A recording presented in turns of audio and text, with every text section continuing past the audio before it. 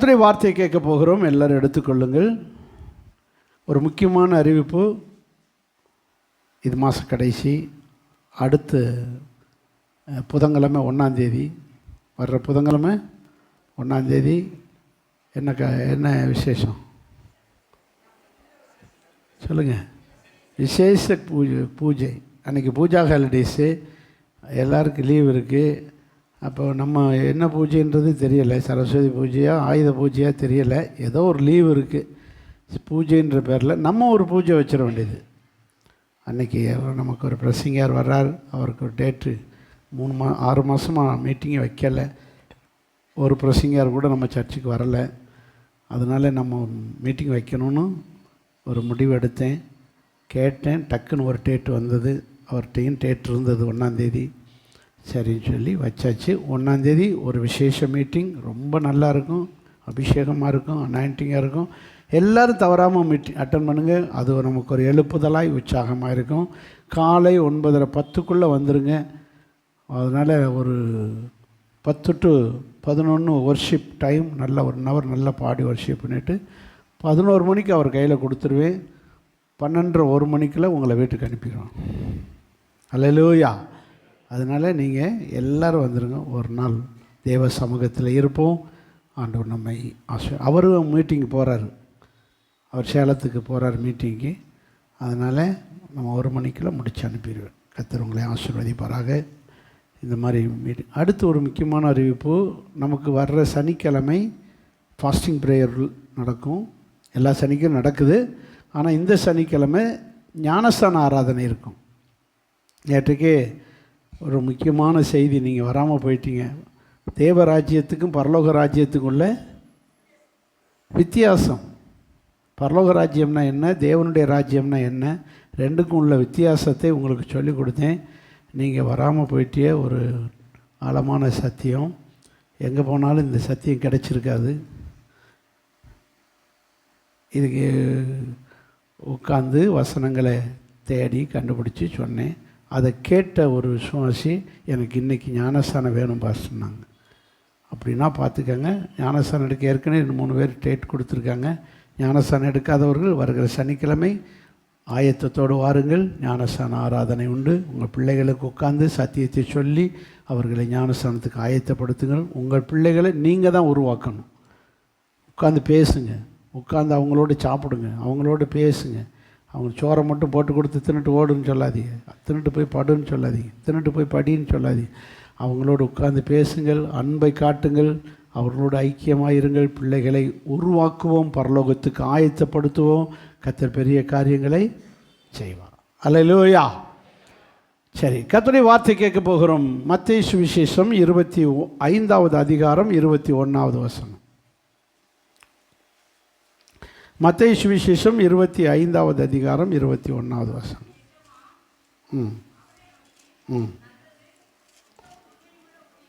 நல்லது, உத்தமும் உண்மையும் உள்ள ஊழியக்காரனே, கொஞ்சத்திலே நீ உண்மையாயிருந்தாய், அதனாலே அநேகத்தின் மேல் உன்னை என்ன செய்வேன்?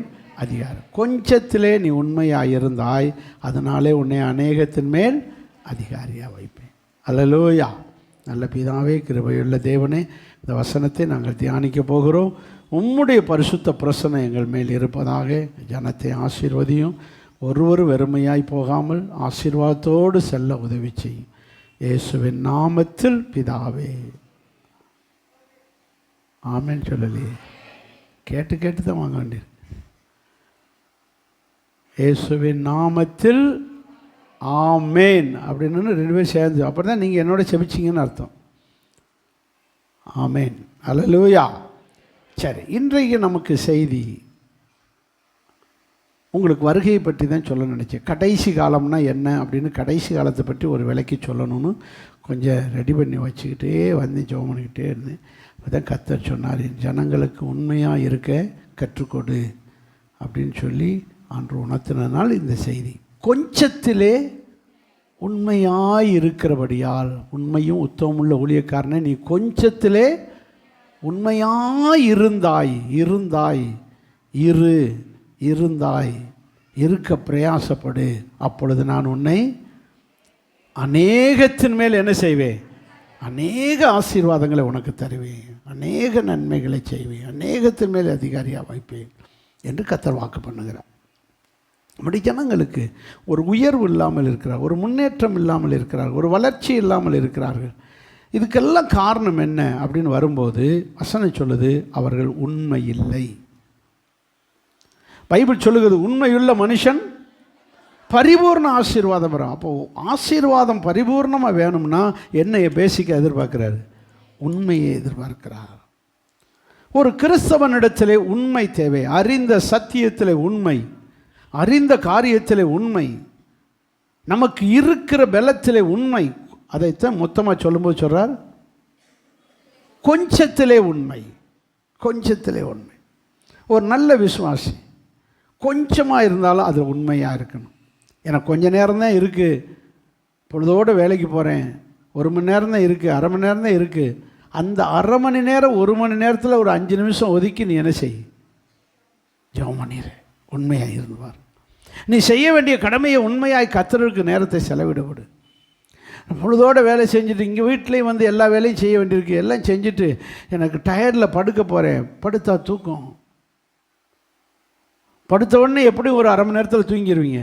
அந்த அரை மணி நேரம் 1 மணி நேரம் தூங்க போகிறீங்க, அந்த அதுக்குள்ளே ஒரு 5 நிமிஷம் 2 நிமிஷம் ஒதுக்கி என்ன செய்யுங்க? அந்த கொஞ்ச நேரத்தில் அவருக்காக பயன்படுத்தினால் உனக்கு ஒரு ஆசீர்வாதத்தை தருவா. சின்ன உடனே டபக்குன்னு படுக்காது, அப்படி தூங்கி பழகாத. நீ பைபிளை எடுத்து வாசி. உனக்கு இருக்கிற கொஞ்ச நேரத்தில் நீ பைபிளை எடுத்து என்ன செய்ய? கையில் வச்சுக்கோங்க. பிள்ளைய எல்லோரும் உங்கள் பிள்ளையத்தை கவனிப்பாங்க, வசனத்தை கவனிக்க மாட்டாங்க. அங்கே கையில் மடியிலே வச்சுக்கிறணும். வசனத்தை கவனிக்க வேண்டும். உங்களுக்கு வசனத்தை வாசிக்க வேண்டும், வசனத்தில் கவனம் செலுத்த வேண்டும். வசனத்தில் கவனம் செலுத்தும். கொஞ்ச நேரமாவது வசனத்துக்குன்னு ஒதுக்கணும், கொஞ்ச நேரமாவது ஜெபத்துக்குன்னு ஒதுக்கணும், நான் கொஞ்ச நேரமாவது ஆராதனைக்கு வர எதுக்கணும். அந்த கொஞ்சத்திலே உண்மையாயிரு. ஒரு தேவனுடைய பிள்ளை உண்மையுள்ள, உன்னுடைய உண்மைக்கும் உன்னுடைய நீதிக்கும் தக்கதாக உனக்கு என்ன அளிப்பார்? பலன் அளிப்பார். நீதிமொழிகள் புஸ்தகம் 12ஆம் அதிகாரம் 22ஆம் வசனத்திலே, நீதிமொழிகள் 12ஆம் அதிகாரம் 22ஆம் வசனத்திலே,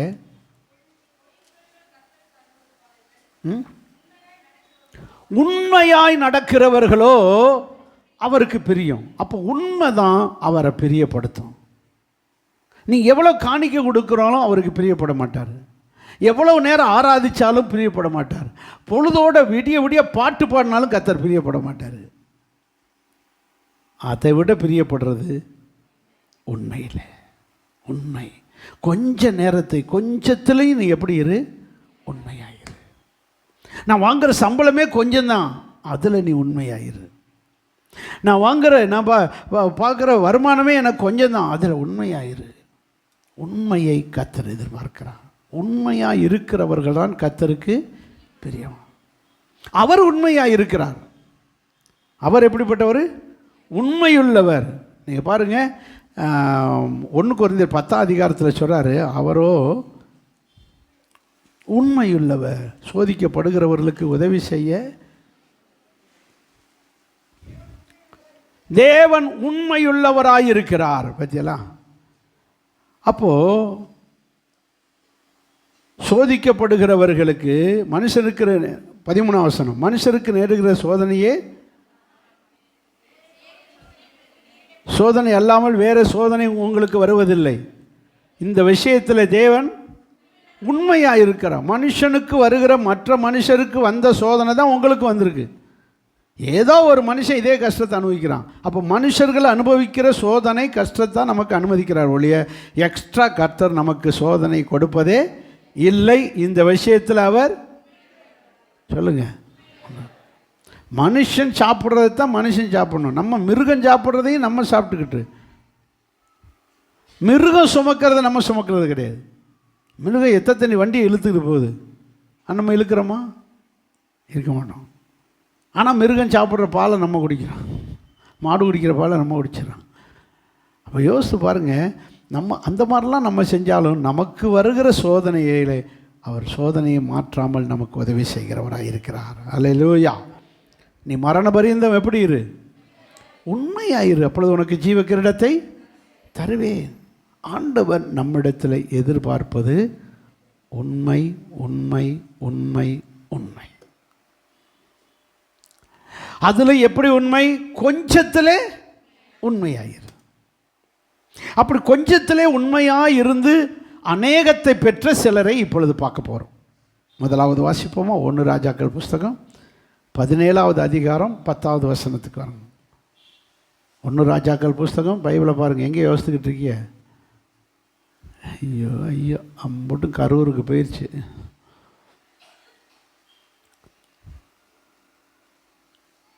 1 கொரிந்தியர் 1 ராஜாக்கள் 17 அதிகாரம் 10வது வசனம்.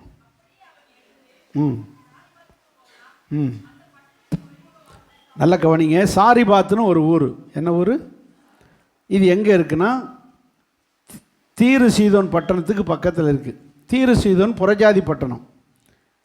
புறஜாதி பட்டணம், கானானியர்கள் குடியிருக்கிற பட்டணம். அங்கே ஒரு பாகால தெய்வமாய் வணங்குகிற ஜனங்கள் கும்பிட்ற ஊர். அந்த ஊருக்கு பக்கத்தில் நம்ம இஸ்ரவேலருடைய எல்லை இருக்குது, இஸ்ரவேல் நாட்டுடைய. அந்த எல்லையில் ஓரத்தில் இருக்கிற ஊர் தான் இந்த என்ன ஊர்? சாரிபாத்து ஊர். தமிழ்நாடு, கேரளா இருக்குது. கேரளாவில் அப்படி உள்ள தமிழ்நாட்டுக்குள்ள நுழைஞ்ச உடனே செங்கோட்டை இருக்கும். கேரளாவிலேருந்து தமிழ்நாட்டுக்கு நுழையும் போது என்ன வருது? செங்கோட்டை வந்துடுது. அங்கிட்டு போயாச்சுன்னா தென்மலை வந்துடுது, கேரளா பக்கம். அது தென்மலை கேரளாவுக்குள்ளே இருக்குது, செங்கோட்டை தமிழ்நாட்டுக்கு. இதே போல் இந்த தீரு சீதோன் பட்டணத்துக்கு புறஜாதி பட்டணம். அது பாகால கும்பிட்றவங்க, கானானியர்கள் அங்கே குடியிருக்கிறவர்கள். ஆனால் அதுக்கு பக்கத்தில் இஸ்ரவேலர்கள் குடியிருக்கிறாங்க. அவர்கள் குடியிருக்கிற ஊருக்கிட்ட அந்த ஊருக்கு பெயர் சாரிபாத். இப்போ எலியா அந்த ஊருக்கு வர்றாரு. யார் வர்றா? எலியா. எலியா யார்? ஒரு வல்லமையான தீர்க்கதரிசி. ஆனால் அவர் யூதன் கிடையாது, ஹிந்து கன்வெர்ட்டர், நம்மளை மாதிரி. திஸ்பியன் அவர் ஊர். எது? திஸ்பியன் ஆகிய எலியா திஸ்பியன் இனத்தை சேர்ந்தவர். ஆனால் வைராக்கியமானவர், ஒரு யூதனை விட வைராக்கியமானவர். இன்றைக்கும் பாருங்கள், பான் கிறிஸ்டியனை விட ஹிந்து கன்வெர்ட்டர் கிறிஸ்டியன்னா எப்படி இருக்கான் சொல்லுங்கள்? வைராக்கியமாக இருக்கான். ஏன்னா அவன் நல்லா நிறைய பிசாசிட்ட அடி வாங்கிட்டு வந்திருக்கான். பிசாசுக்கிட்ட நிறைய மிதி வாங்கி வந்திருக்கனால அவனுக்கு பிசாசை குறித்து என்ன இருக்குது? வெறி இருக்குது. அப்பா திரும்ப அங்கிட்டு போயிடக்கூடாதப்பா, அவன்கிட்ட நம்ம வாங்கி கட்டினது போதும். இவங்க பிறந்ததுலேருந்து கிறிஸ்தவ குடும்பத்தில் பிறந்து வந்ததுனால பிசாசனுடைய அருமை அவங்களுக்கு அங்கே போய் மாட்டினாத்தான் தெரியும். இப்படி வரும் நாக்கை துருத்திக்கிட்டு சாமின்ற பேரில் அதுக்கிட்ட கிடந்து புழிஞ்சி எடுத்து அதை வெளியேற்றுறதுக்கு என்ன பாடுபட்டோன்னு நமக்கு தான் தெரியும். உள்ளே கடந்து என்ன பாடுபடுத்துச்சுன்னு. இன்றைக்கி பிறந்ததுலேருந்து கிறிஸ்டியனாக இருக்கிறனால அவங்களுக்கு தெரிய மாட்டேங்குது பிசாசு எப்படிப்பட்டவன். அதுபோல் இந்த எலியா ஹிந்துலேருந்து வந்தவர், அவர் பிசாசிட்டிருந்து ரட்சிக்கப்பட்டு வந்தவர். அதனால தான் வைராக்கியமாக நிற்கிறாரு. யாரும் போகாதீங்க, பாகால கும்பிட்றாதீங்க, மோசம்னு வைராக்கியவன் நின்னார். அதையும் மீறி இந்த கிறிஸ்தவ ஜனங்க பூரா விக்கிரகத்தை கும்பிட்றதை பார்த்து, பாகால கும்பிட்றத பார்த்து இவருக்கு என்ன வந்துருச்சு? கோவம் வந்துருச்சு. ஆண்டவரே, இந்த ஜனங்க இப்படி பண்ணுறாங்களே ஆண்டவரே, என்ன தான் செய்ய ஆண்டவரே, என்னடா செய்யலான்னு டிஸ்கஸ் பண்ணார். மழை இல்லாமல் ஆக்கிடுவான்னு பட்னியாக போட்டது இந்த பயிலுக்கு அறிவு வரும். பசி பட்டினி வந்தால் தான் கடவுளை தேடுவாங்க, பரலோகத்தின் கடவுளை தேடுவாங்க. சரி செய்வோம். அதே போல் 3.5 வருஷமாக என்ன பெய்யலை? மழையும் இல்லை, பனியும் இல்லை. பனியில் விளையிற விளைச்சலும் இல்லை, மழையில் பெய்கிற விளைச்சலும் இல்லை.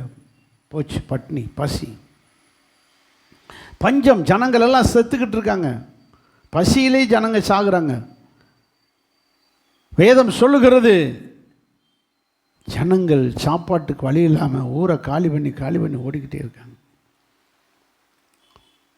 இப்பொழுது ஒரு விதவை, புருஷன் இல்லை, புருஷன் செத்து போயிட்டாரு. மகன், ஒரே ஒரு மகன் தான் துணைக்கு இருக்கான். சாப்பாட்டுக்கு வழி இல்லை. ஏதாவது வேலை செஞ்சு சாப்பிட்லாம்னா எங்கேயுமே வேலை இல்லை. ஏன்னா மழை இல்லை, விவசாயம் இல்லை. எங்கே போய் வேலை செஞ்சு யார் சாப்பாட்டுக்கு வழி இல்லை. வேதம் சொல்லுகிறது, அவங்க 2 பேருக்கும் சாப்பிட்றதுக்கு கடைசி சாப்பாடு ஒரு பிடி மாவு தான் இருக்கிறது. எவ்வளோ இருக்குது? ஒரு பிடி மாவு இருக்குது, கடைசி சாப்பாடு. அதை சமைக்கக்கூட விறகு இல்லாமல் பட்டணத்தை விட்டு வெளியே வந்து ஒரு விறகு புறக்கி நிற்கிறாங்க. ஒளிமுக வாசல் 17 அதிகாரத்தில் 10ஆம் வசனத்தை பாருங்கள். 1 ராஜாக்கள் 17:10. அவன் எழுந்து சாரிபாத்துக்கு போனான், அந்த ஊருக்கு போனான். அந்த பட்டணத்தில் விட்டு வெளியே வந்து ஒளிமுக வாசலுக்கு வந்தபோது அங்கு ஒரு விதவை தன் மகனோடு சேர்ந்து விறகு பொறுக்கி கொண்டிருந்தான். அந்த எலியா அந்த அம்மாவை பார்த்து கூப்பிட்டு, அம்மா என்ன செய்கிறம்மா? விறகு பொறுக்கிட்டு இருக்கையா. அப்படியா, சரி, குடிக்க ஏதாவது தண்ணி வச்சுருக்கியாம்மா? நான் தண்ணியெலாம் ஒன்றும் கொண்டு வரலையா. வீட்டில் எதுவும் தண்ணி இருக்கா? ஆமையா, குடிக்க கொஞ்சம் தண்ணி இருக்குது. அப்போ இவர் சொல்லுவார், நீ போய் எனக்கு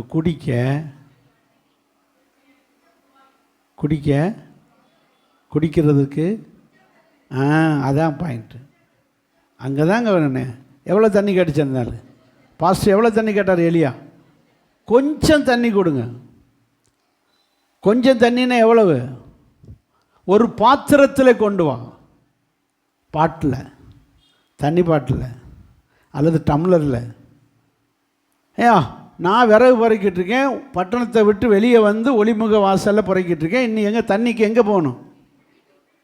பட்டணத்துக்குள்ளே போய் வீட்டில் போய் தண்ணி எடுத்துகிட்டு வரணும். நீங்கள் என்ன போவீங்களா? நீங்கள் ஒரே அடியாக உள்ளே போய் வேறு வீட்டில் கேட்டு வாங்கி குடிச்சிக்கங்கன்றிருப்பிய. நான் அப்படித்தான் சொல்லுவேன். நானே விறகு புறக்கிட்டு இருக்கேன், இங்கே தண்ணியை கொண்டு வந்திருக்கேன், என்கிட்ட தண்ணி கேட்டுக்கிட்டு இருக்கேன். போய் உள்ளே போய் பட்டணத்துக்குள்ளே போனால் எத்தனை வீடு இருக்குது? ஏதாவது ஒரு வீட்டில் கேட்டு வாங்கி குடிங்க, அங்கே போய் கேளுங்க, போங்க.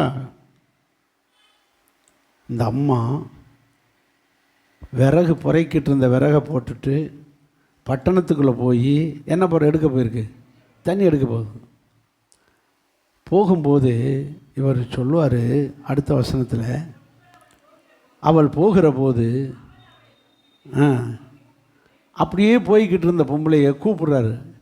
ஏம்மா, என்ன பேர்னு தெரியலையே, பேர் தெரியலை. சொன்ன உடனே சாராள்னு வச்சுக்கிறோமே, ஏன்னா சாரிபாத்து ஊருக்காரி.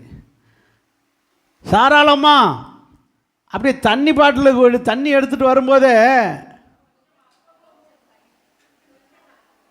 அப்பத்தில் என்ன கொஞ்சம் இருக்குது, ஒரு அப்பம் கொண்டு வாங்க, ஒரு பாதி அப்பம் கொண்டு வாங்க, அப்படி சொன்னால் பரவாயில்ல. அப்பத்தில் எப்படி கேட்குறாரு? அது என்ன கணக்கில் கேட்டாங்க, என்ன கணக்கில் மொழிபெயர்த்து வச்சுருக்காங்கன்னு எனக்கு கொஞ்சம் அதை படிச்சுட்டே வந்தோன்னே டவுட்டு. கொஞ்சம் அப்பம் கொண்டு வாங்க. சோறுனா பரவாயில்ல, கொஞ்சமாக சாப்பாடு வைங்க, கொஞ்சம் சோறு வைங்கன்னா ரைட்டு. இது அப்பத்தில் என்ன கொஞ்சமாக கேட்குறாரு அப்படின்னா என்ன அர்த்தம்?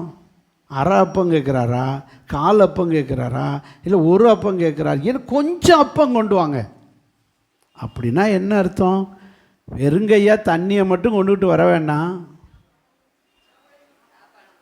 ஏதாவது கடிச்சிக்கிறதுக்கு தின்னுக்கிறதுக்கு கொஞ்சம் அப்பம் பண்ணுறோம். நல்லா கவனிக்க வேண்டும். கொஞ்சம் தான் கேட்குறாரு, கொஞ்சம் தண்ணி கேட்குறாரு, கொஞ்சம் அப்பம் கேட்குறாரு. அந்த அம்மா பதில் என்ன தெரியுமா? அடுத்த வசனத்துக்காங்க. பானையிலே ஒரு பிடி மாவும்,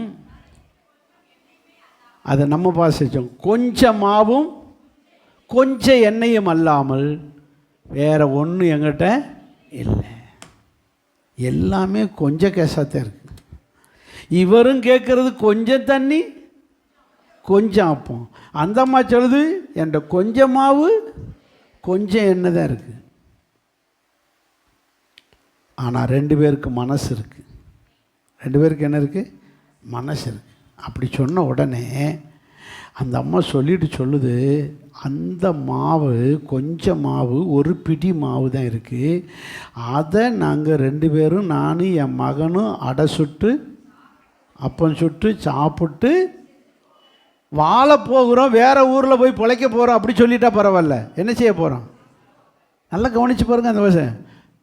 இதோ நானும் என் குமாரனும் சாப்பிட்டு சாப்பிட்டு சாப்பிட்டு செத்து போக போகிறோம்.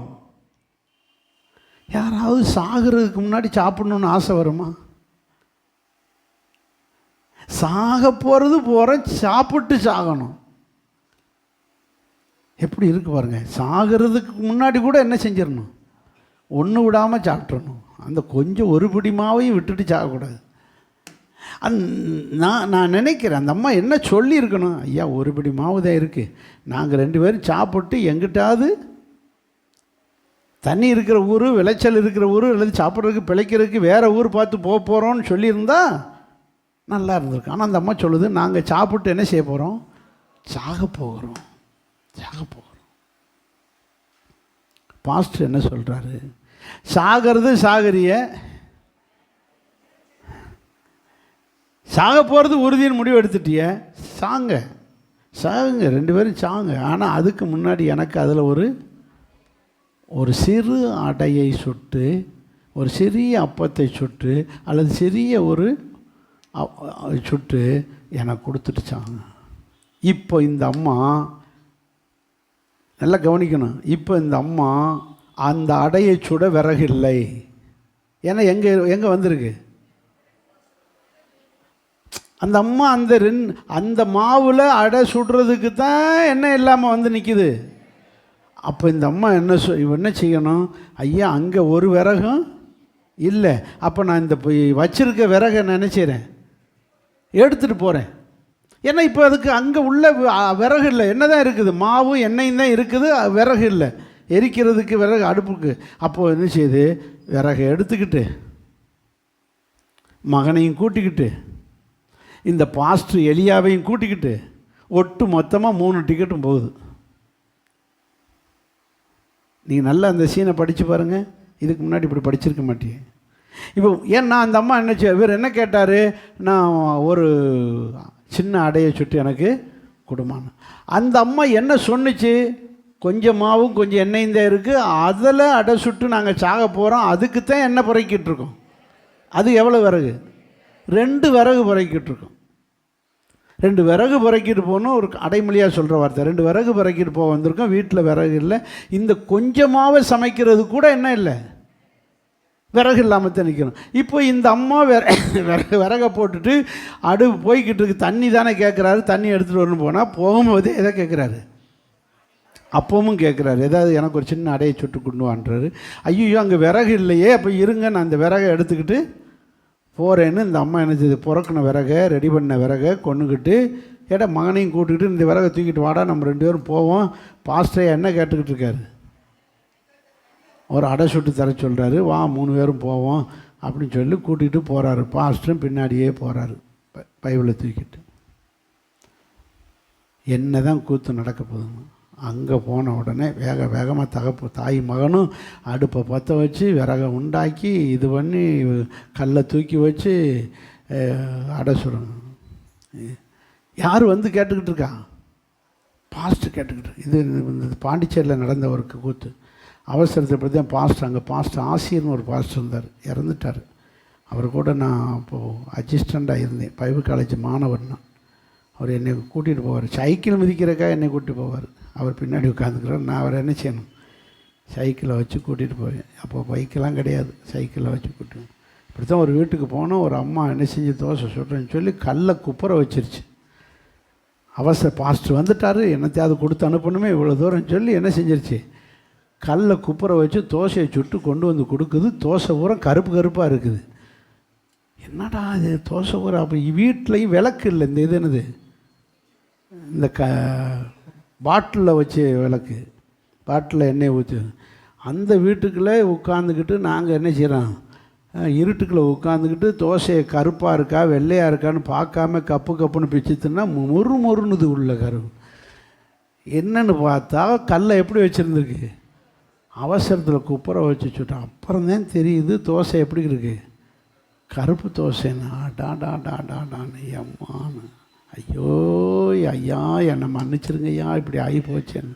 அந்த தோசையை கொடுங்க, உங்களுக்கு வேறு தோசை சொல்லு. மறுபடியும் கல்லில் குப்பரப்பட்டு விடும். அடுத்த தோசையும் கருப்பாது. ஏன்னா இது முதல்ல எது போயிடுச்சு? ஆக மொத்தம் எம்மா தோசையே வேண்டாம், ஆளை விடு.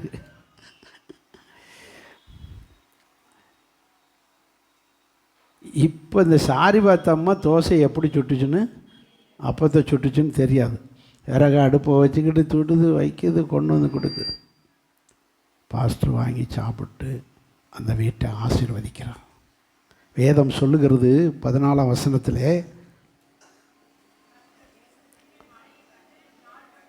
சொல்லுங்க, தேசத்திலே மலையை கட்டடையிலும் நாள் மட்டும் பானையிலே மாவு செலவழிந்து போகவில்லை, கலசத்தில் எண்ணெய் குறையவும் இல்லை என்று இஸ்ரவேலின் தேவனாகிய நான் சொல்கிறேன். எலியா சொல்கிறேன்னு சொல்லலை.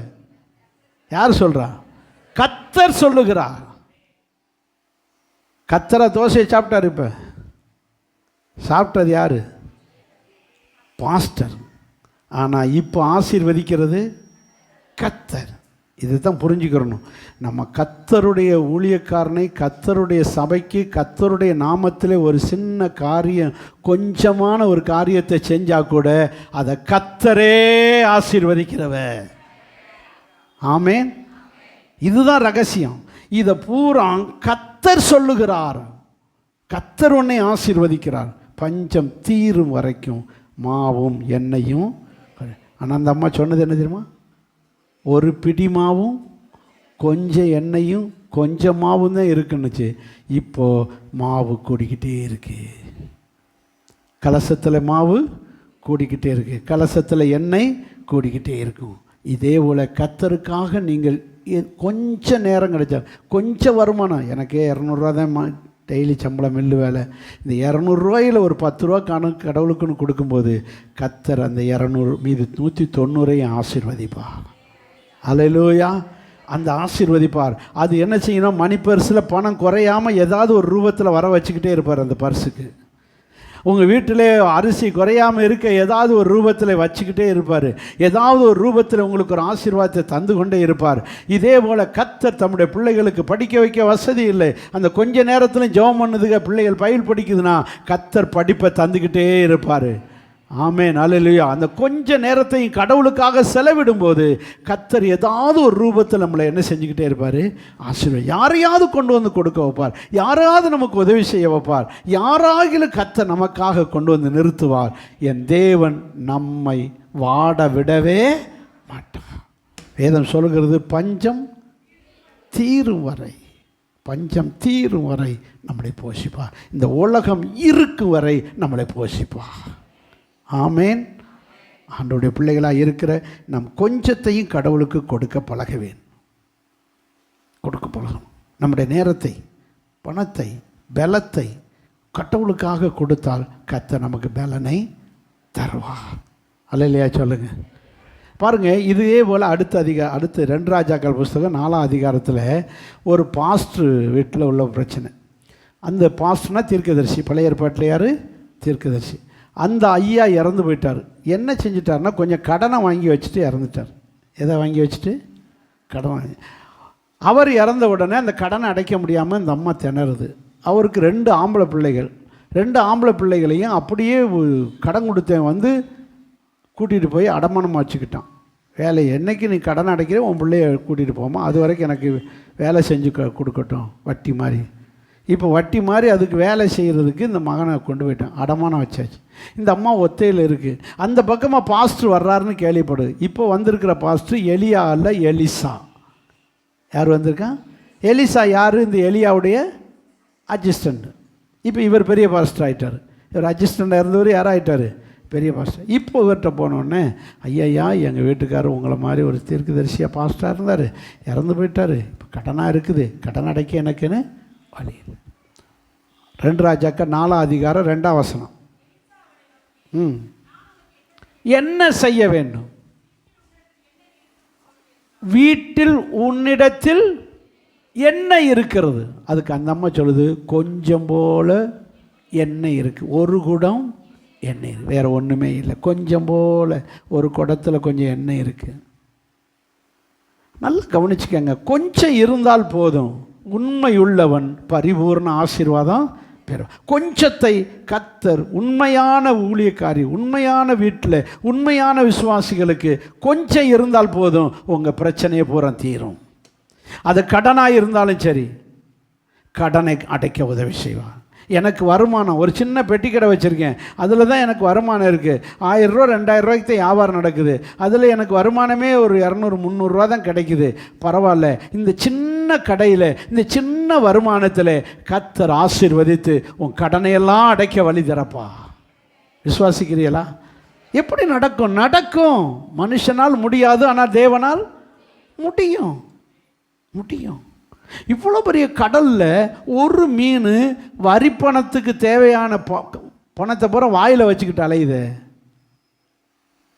நம்புறீங்களா? இவர் தூண்டில் போடுவாராம், ஒரு மீன் அகப்படுமா, அதை வாயை கிழிச்சு பாரு, அது வாய்க்குள்ள என்ன இருக்கும்? மீன் இருக்குது, காசு இருக்குன்றார். நம்ப முடியுமா?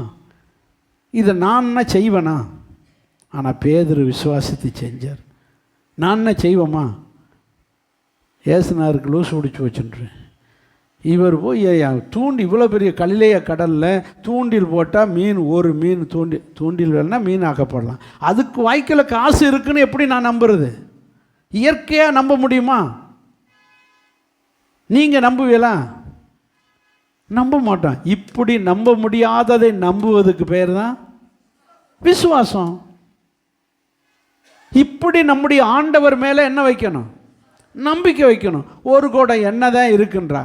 அப்போ ஆண்டு எலிசா சொல்லுவார், நீ போ, முதல்ல உன் மகங்க 2 பேரையும் பெர்மிஷன் வாங்கி கூட்டிகிட்டு வா. 1 ஹவருக்கு என்ன வாங்கிட்டு வா? பெர்மிஷன் வாங்கி கூட்டிகிட்டு வா. சரி, அப்புறம் என்ன செய்யணும்? உங்கள் பக்கத்து வீட்டில் இருக்கிறவங்ககிட்ட பூரா என்ன வாங்கு? எம்டி குடத்தை வாங்கு, வெறும் குடத்தை வாங்கு. எதுக்குன்னு கேட்பாங்க. தண்ணி வருதுன்னு மட்டும் சொல்லு. குழாயில் என்ன வருது? முனிசிபாலில் தண்ணி திறந்து விட்டாங்கன்னு சொல்லி குழந்தை. அவர் சொன்னேன்னா நாங்கள் எப்போ எதில் தண்ணி பிடிக்கன்னு கேட்டுக்கிட்டு இருப்பாங்க. கொஞ்சம் நேரத்துக்கு உன் குடத்தை பூரா கொடுங்கன்னு சொல்லுவாங்க. உன் மகனும் உன் மகங்க 2 பேரோட நீயும் நின்று கதவை வாசிங்க. அந்த வசனத்தை பாருங்கள். எப்படி நினச்சிங்க? உள்ளே போய் உன் பிள்ளைகளோடு சேர்ந்து சொல்லுங்க, கதவை பூட்டி, உன் பிள்ளைகளோட நின்று கதவை பூட்டு. 4ஆம் வசனத்தில் உள்ளே போய் உன் பிள்ளைகளோடு உள்ளே நின்று கதவை பூட்டி. சத்தமாக ஒரு அல்லேலூயா சொல்லுங்க. எல்லாரும் சேர்ந்து ஒரு அல்லேலூயா சொல்லுங்க. கடனை அடைக்கணும், பிரச்சனை தீரணும், வியாதி குணமாகணும். ஒரே வழி, பிள்ளைகளோடு சேர்ந்து ஜெபிக்கணும். இதுதான் ரகசியம். இன்னைக்கும் பாருங்க, திங்கிறதும் தனித்தனியாக திங்கிறது, செபிக்கிறதும் தனித்தனியாக செபிக்கிறது. வீட்டில் சமைச்சு வச்சுருக்காங்க சிஸ்டர்மார். இது பாட்டில் போக வேண்டியது ஒரு பிளேட்டை தூக்கி எடுத்து வச்சு பிளேட்டில் எடுத்து போட்டு அது பாட்டில் போய் தங்குவேன், திசையை நோக்கி தின்னுக்கிட்டு இருக்கு. இங்கிட்டு வருது, இது ஒரு பிளேட்டை தூக்கிட்டு போகுது, இது எடுத்து போட்டு இது ஒரு திசையை நோக்கி. இது என்ன குடும்பம்? விளங்காத குடும்பம். உட்காருங்க, கொஞ்ச நேரம் பசி அடங்க, பிள்ளைகள் வரட்டும், டியூஷனுக்கு போன பிள்ளை வரட்டும், பள்ளிக்கூடம் போன பிள்ளைகள் வரட்டும், எல்லோரும் உட்காந்து பிளேட்டை வச்சு பிள்ளைகளோடு சேர்ந்து என்ன செய்யணும்? இந்த அன்பை பிள்ளைகளோடு பகிர்ந்து கொள்ளும்போது தான் பிள்ளைகளுக்கு என்ன வரும்? பாசம் வரும். அண்ணன் தம்பிக்குள்ளே பாசம் வரும், அக்கா தங்கச்சிக்குள்ளே பாசம் வரும். அண்ணன் இது அப்பா அம்மா மேலே பாசம் வரும். எல்லோரும் உட்காந்து சேர்ந்து சாப்பிடணும். சாப்பிட்றதுல மட்டும் இல்லை, சொல்லுங்கள், ஜெபிக்கிறதுல. இதுக்கு தான் குடும்ப ஜெபன்றோம். ஜெபிக்கிறதுலையும் சேர்ந்து உட்கார்ந்து ஜெபியுங்கள். கதவை பூட்டிட்டு ஜெபிக்கிறீங்களோ திறந்து வச்சு ஜெபிக்கிறோ, ஆனால் சேர்ந்து ஜெபியுங்கள். ஜெபிச்சு பாருங்கள், உங்கள் வீட்டில் அதிசயம் நடக்கும், அற்புதம் நடக்கும். இந்த சாரிபாத்து வீட்டில், இந்த ஊழியக்கார வீட்டில் நடந்த அதிசயம் உங்கள் வீட்டிலே நடக்கும். கோழி கிளைச்சாதான் சொல்லுங்கள், குஞ்சு கிளைக்கும். அப்போ கோழி, நீங்கள் ஜெபிக்கிறத பார்ப்பாங்க பிள்ளைகள், நீங்கள் பாட்டு பாடுறத பார்ப்பாங்க, நீங்கள் கைதட்டுறதை பார்ப்பாங்க, நீங்கள் பைபிள் எடுத்து வாசிக்கிறத பார்ப்பாங்க. அப்போ தான் உங்கள் பிள்ளைகளும் பழகுவாங்க. இன்றைக்கி நிறைய கிறிஸ்தவ குடும்பத்தில் பிள்ளைகளுக்கு ஜெபிக்கவே தெரியலை. காரணம், பெற்றோர் பழக்கலை.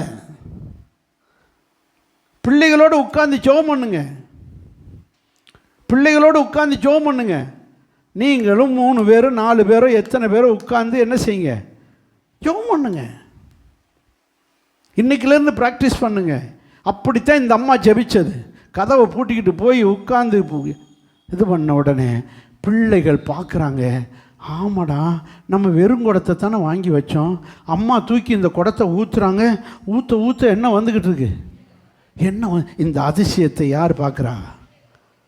அடமான வச்ச பிள்ளைகள் வந்து பார்க்கணும். அதுக்கு தான் உன் பிள்ளைகளை கூட்டிகிட்டு வந்து கதவை பூட்டிட்டு செய்யணும். அப்போ உங்களுக்கு நீங்கள் ஜெபிக்கிற விதத்தை பிள்ளைகள் பார்க்கணும், உங்கள் அதிசயத்தை பிள்ளைகள் ருசிக்கணும், பைபிளை பார்க்கணும், பைபிளை அதனுடைய ஆழத்தை அந்த எல்லா பிள்ளைகள் அறிய நீங்கள் செய்ய வேண்டும். அல்லையா சொல்லுங்கள், அல்லேலூயா. காணிக்கை நீங்கள் தசம பாகம் கொடுக்கறது உங்கள் பிள்ளைகளுக்கு தெரியணும். அதுக்கு கையில் கொடுத்து காணிக்கையை போட வைக்கணும்.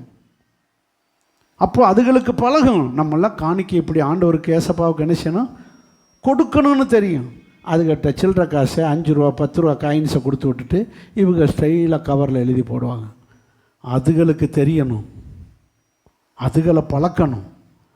அப்போ தான் அந்த பிள்ளைகள் விசுவாசத்தில் வளருவார்கள், கர்த்தர் மேலே அன்பிலே வளருவார்கள், கர்த்தருக்காக வைராக்கியத்தில் வளருவார்கள். ஆமேன்னு சொல்லுங்கள். இப்போ கொஞ்சத்தில் அந்த குடும்பம் அற்புதத்தை ருசித்து கடனை பூரா என்ன செஞ்சது, அடைச்சது. சத்தமாக ஒரு அல்லையா சொல்லுவோமா? 5 அப்பம் 2 மீன் தான். இதை வச்சிருந்தது யார்? ஒரு சிறுவன். அவன்கிட்ட இருந்த அந்த சிறுவன்கிட்ட இருந்த சிறிய அப்பத்தை கொண்டு 5000 பேரை சாப்பாடு வச்சு. ஆனால் அதை கொடுக்கணும். இந்த மாதிரி சிறு கொஞ்சமாக இருக்க நினைக்காதீங்க. கர்த்தர் நினைச்சா உங்களை ஆசீர்வதிக்க அவரால் முடியும்.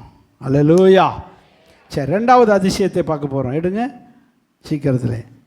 எபிரேயருக்கு எழுதின நிருபம்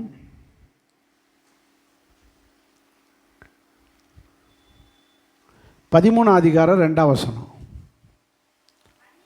அந்நியரை உபசரிக்க மறக்காதீங்க. சிலர் அறியாமல் யாரை உபசரித்தாங்க? தேவதூதன். அப்போ தேவதூதன் கூட மனுஷ உருவத்தில் வருவான். இது யார்? முன்புன்னு தெரியாத ஆளெல்லாம் வீட்டில் கூப்பிட்டு வந்து உட்காந்து வச்சுக்கிட்டு முன்புன்னு தெரியாதவங்களுக்கெல்லாம் காணிக்கை ரூபா எடுத்து கொடுத்துக்கிட்டு இருக்கிய அப்படின்னு நினைக்கக்கூடாது. அந்நியரை உபசரிக்க மறக்காதீங்க. இப்படி உபசரித்த நபர் யார்? ஆபிரகாம். ஆதியாகமம் 18ஆம் அதிகாரம், ஆதியாகமம் 18ஆம் அதிகாரம் 4ஆம் வசனம்.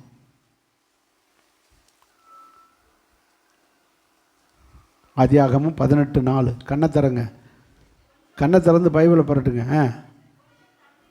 பிரசங்க நேரம் கண்ணை மூடக்கூடாது, ஜெபத்தில் தான் கண்ணை மூடணும். கொஞ்சம் தண்ணீர் கொண்டு வரட்டும். உங்கள் காலை கழுவி அப்படி மரத்தடியில் கொஞ்சம் உட்காந்துருங்க. இப்போ உங்களுக்கு சாப்பாடு ரெடி ஆயிரும். யார்? ஆண்டவர் வருகிறார். மனுஷ சாயலாய் வருகிறார். மனுஷ உருவத்தில் ஏசப்பா வர்றாரு. அவரோடு 2 தூதர்கள் வந்திருக்காங்க. 3 பேராக வந்திருக்காங்க. பைபிள் சொல்லுது 3 புருஷர்கள் வந்தார்கள். அந்த 3 பேராக வருகிறார்கள். வந்த உடனே இவருக்கு என்னது புரியலை யாருன்னு. வெயில், சரியான வெயில். 1ஆம் வசனம் சொல்லுது என்ன வேலை? உஷ்ண வேலை, சரியான வெயில். இந்த வெயிலில் விழுந்து வராரு இயேசுநாதர். யார் வீட்டுக்கு? இவர் வெயில் தாங்க முடியாமல் என்ன பண்ணிக்கிட்டு இருக்காரு? அப்பா, இந்த வெயில் இந்த அடி அடிக்குது. யார்? ஆபிரகாம் வீசிக்கிட்டு இருக்காரு. அந்த அம்மா சாராள், இவருக்கு வயசு 100 ஆகி போச்சு, 100 ஆக போகுது. அந்த அம்மாவுக்கு வயசு 90 ஆக போகுது. அந்த அம்மா உட்காந்துக்கிட்டு கூடாரத்துக்குள்ள, பொம்பளை வந்து வெளியில் வர முடியாதுல்ல, கூடாரத்துக்குள்ளே உட்காந்துக்கிட்டு அந்த கிளவி என்ன செய்யுது? அப்பா, என்ன வெயிலாக இருக்குது, சனியை முடித்த வெயில். காலையில் தான் அதை நமஸ்காரம் பண்ணி சூரிய நமஸ்காரம் பண்ணியிருக்கு. காலையில் சூரிய நமஸ்காரம் பண்ணியிருக்கு. மத்தியானம் என்ன வெயிலாக மாறிடுச்சு? என்ன சூரியனாக மாறிடுச்சு? சனியை முடித்த வெயில் இந்தாண்டி அடிக்குது அப்படின்னு. சரி, காலையில் சாமி, மத்தியானம் அப்படி தானே. பிள்ளையார் சதுர்த்தி அப்படி தானே, விடிய விடிய அப்படியே பிள்ளையார் சதுர்த்தி அப்படி கும்பிட்டு கும்பிடுவோம். அதுக்கு பிறகு சனியனேன்னு கொண்டு சாக்கடையில் போட்டு வந்துடுவோம். நம்ம ஊரில் செஞ்சது தான் பார்க்குறேன். அங்கே கொண்டு என்ன செய்கிறாங்க, புது பஸ் ஸ்டாண்டு போகிற வழியில் சாக்கடையில் போன ஒரு நல்ல தண்ணியிலையாவது போடக்கூடாதா? சரி, அதுக்கு மரியாதை அவ்வளோதான் நினச்சிக்கிட்டேன் நான். அப்போது யோசித்து பாருங்கள், அவங்க பண்ணிட்டு போட்டு, இப்போ இயேசுநாதர் வந்திருக்காரு அவங்க வீட்டுக்கு. யார் வீட்டுக்கு? ஆபிரகாம் வீட்டுக்கு வந்திருக்காரு. ஆபிரகாம் வீட்டுக்கு வந்த உடனே இவர் என்ன செய்யறாரு, கண்களை ஏறெடுத்து பார்க்குறாரு. ஆஹா, நமக்கு தெரிஞ்ச ஆள் மாதிரி வருதே, கிட்ட வர வரத்தான் தெரியுது. 2ஆம் வசனத்தில் யாருன்னு தெரியுது? 3 புருஷர்கள் தெரிஞ்சவங்களா இருக்கேன்னு சொல்லி கிட்ட வந்த உடனே, ஐயோ ஆண்டவரே நீங்களா? 3ஆம் வசனத்தில் எப்படி கூப்பிட்றாரு? ஆண்டவரே. எப்படி கூப்பிட்றாரு? ஆண்டவர்ன்ற வார்த்தை யாருக்கு சொல்லுவாங்க? ஆண்டவனேன்னு சொன்னால் மரியாதை மூத்தவங்களுக்கு. புருஷனையும் மனைவிமார்கள் எப்படி கூப்பிட்டாங்க? ஆண்டவனேன்னு சொன்னாங்க. ஆண்டவரேன்னு சொன்னால் ஆண்டவர், தட்ஸ் காட். கடவுளுக்கு மட்டும்தான் ஆண்டவரேன்னு சொல்லணும். ஆண்டவன் என்றால் புருஷனை சொல்லுவாங்க, பெரியவங்களை சொல்லுவாங்க, மரியாதைக்குரியவங்களை, எஜமான்களை, முதலாளிகளை எல்லாம் எப்படி சொல்லுவாங்க? ஆண்டவனேன்னு சொல்லுவாங்க. இது ஆண்டவரேன்றாரு. அப்போ யாருன்னு தெரிஞ்சு வச்சு? ஆண்டவரே. ஐயா உட்காருங்க, ஐயா உட்காருங்க, இந்த கொஞ்சம் தண்ணி தட்டி செம்ப தண்ணி எடுங்கடா. ஐயா இந்த காலை கழுவுங்க. நடந்து வந்ததில் காலெலாம் எப்படி இருக்குது? தூசியாக இருக்குது. காலை கழுவுங்க. இந்த மரத்தடியில் உட்காருங்க. அந்த காலத்தில் ஃபேன் கிடையாதுல்ல, எதை தூக்கி கொடுத்துட்டாரு? அட்டையை தூக்கி கொடுத்து கொஞ்சம் வீசிக்கிட்டே இருங்க, நாங்கள் அதுக்கெல்லாம் உங்களுக்கு சாப்பாடு ரெடி பண்ணுவோம். நேராக கூடாரத்துக்கு போனார். சாராலை பார்த்தார். யாரை? சாராலை போய் பார்த்து, ஏம்மா என்ன பண்ணிக்கிட்டு இருக்கேன்னு. ஐயோ வெயிலில் நான் என்ன பண்ணச்சு சொல்கிறீங்க? அந்த அம்மா சொல்லுது, வேகம்மா சாமி, இந்த அம்மா வீட்டுக்கு யார் வந்திருக்கா? ஆண்டவர் வந்திருக்காரு. அப்படின்னா ஆண்டவர் வந்துட்டாரா? ஐயோ இன்னி அடுத்த இந்த வெயிலில் விழுந்து வந்தால் காலையில் வரலான்னு சாயங்காலம் வர வேண்டிய இந்த வெயிலில் எதுக்கு வந்தார் அப்படின்னு தீவிரம். 6ஆம் வசனம் பாருங்கள், 18:6.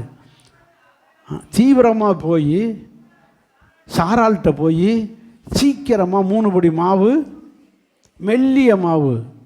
மற்ற கெட்டியான மாவுன்னா பரவாயில்ல, புட்டை வைக்கிற மாவு. இது மெல்லிய மாவுனா இடியாப்பம் புளிகிற மாவு. உங்களுக்கு தான் எல்லாம் சொல்லித்தர வேண்டியது. இடியாப்ப மாவு மெல்லிய மாவு நைஸாக இருக்குது, அதனால் வேகமாக சுட்டுடலாம். அதில் என்ன செய்கிறாரு?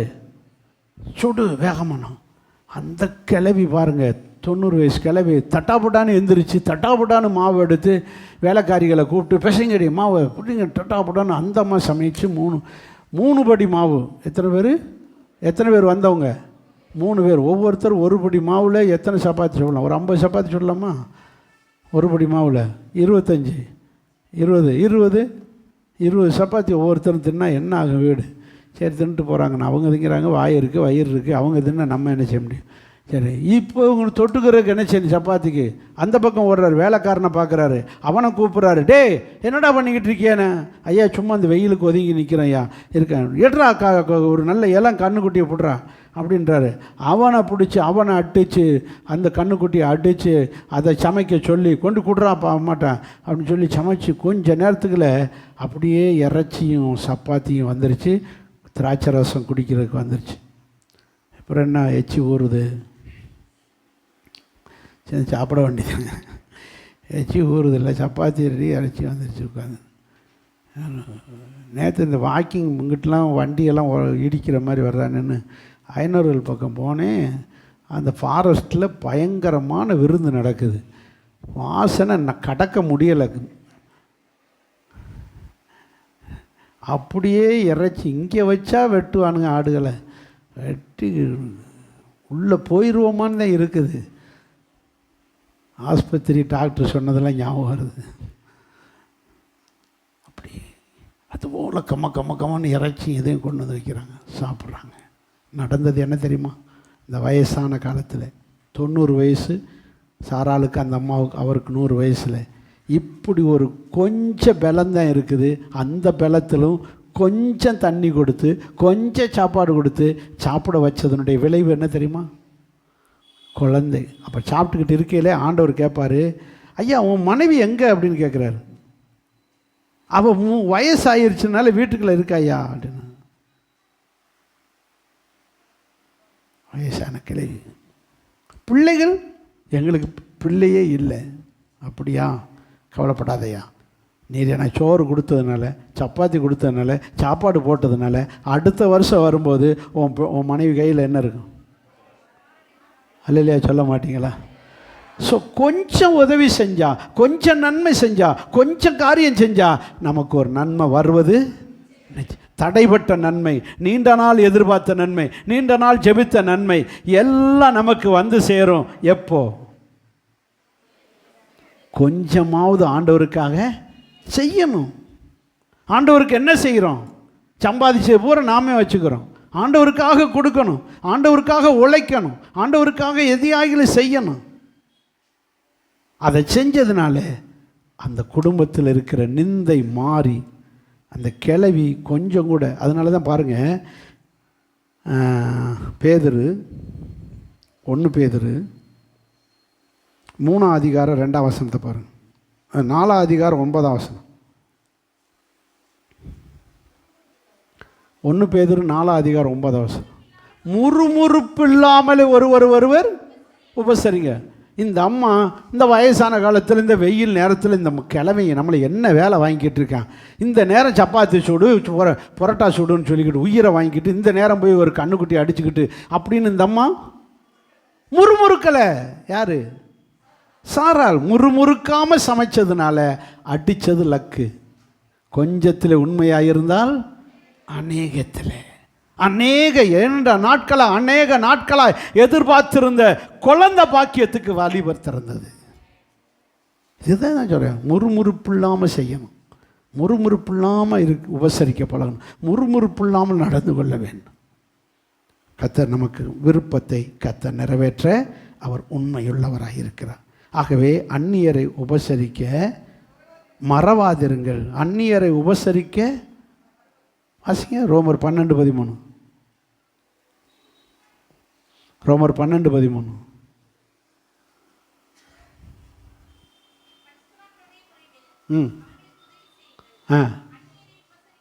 நாடுங்கள். அந்நியரை உபசரிக்க என்ன செய்யுங்க?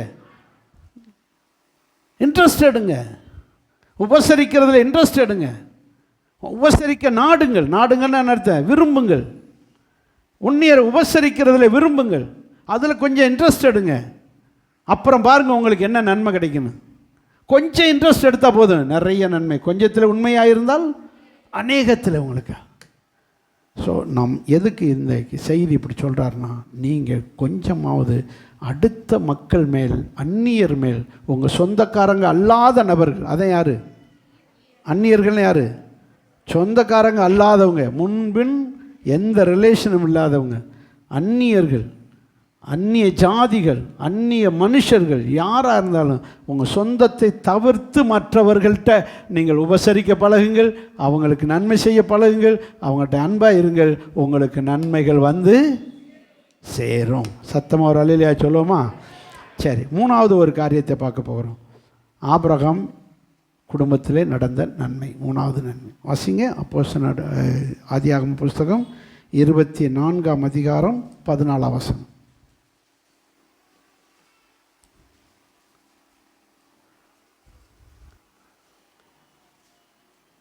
நான் குடிக்க உன் குடத்தை சாய்க்க வேண்டும். நான் குடிக்க உன் குடத்தை சாய்க்க வேண்டும் என்று சொல்லும்போது, குடியும் என்றும் குடியும் என்றும் உன் ஒட்டகங்களுக்கும் வார்ப்பேன் என்றும் சொல்லுகிற பெண்ணே என் எஜமானுக்கு நியமித்த பெண்ணாகும். உங்களுக்கு இந்த கதை தெரியும், இந்த சம்பவம் தெரியும். நானே சுருக்கமாக சொல்கிறேன், கவனிச்சுங்க. ஆபிரகாம் ஒரு நல்ல பக்தன்.